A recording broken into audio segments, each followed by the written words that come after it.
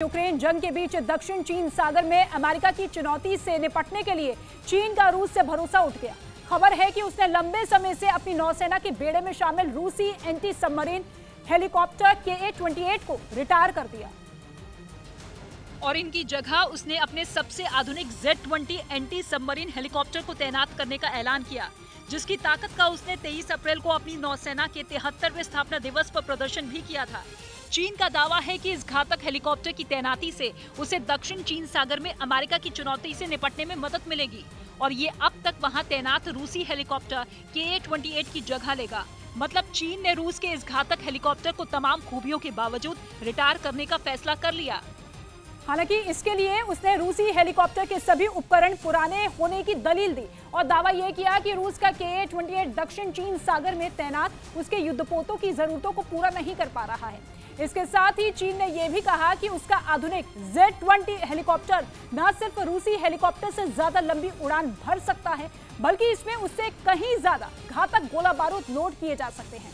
यही नहीं, चीन का तो यह भी दावा है कि Z-20 की मदद से दुश्मन की पनडुब्बी को निशाना बनाने के लिए गाइडेड एंटी शिप मिसाइल भी दागी जा सकती है। इस बीच चीन ने अमेरिका के एक और दुश्मन से दोस्ती गांठनी शुरू कर दी है। मतलब ये कि अमेरिका के सामने एक नई मुसीबत खड़ी हो गई है, जिससे निपटना उसके लिए इतना भी आसान नहीं होगा। क्योंकि चीन ने अमेरिका के जिस दुश्मन से दोस्ती की है उसका नाम है ईरान। वो ईरान जिसे अमेरिका आतंकी देश कहता रहा, वही ईरान जिसके साथ हुई न्यूक्लियर डील को अमेरिका ने एक तरफा तोड़ दिया, वही ईरान जिस पर पूरे मध्य एशिया की शांति बिगाड़ने के आरोप लगते रहे, वही ईरान जिसे आतंकी संगठनों की बैसाखी कहा जाता रहा, वही ईरान जिस पर अमेरिका ने सख्त आर्थिक प्रतिबंध लगाए हुए हैं और अब उसी ईरान से अमेरिका के दुश्मन चीन ने दोस्ती गांठ ली।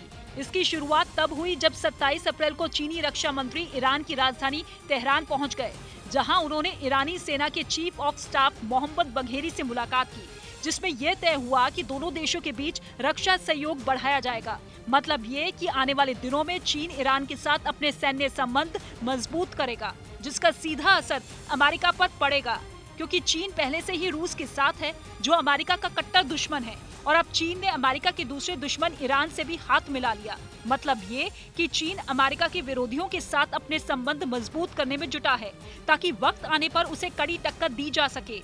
क्योंकि ताइवान के मुद्दे पर चीन और अमेरिका के बीच में पहले से ही ठनी है।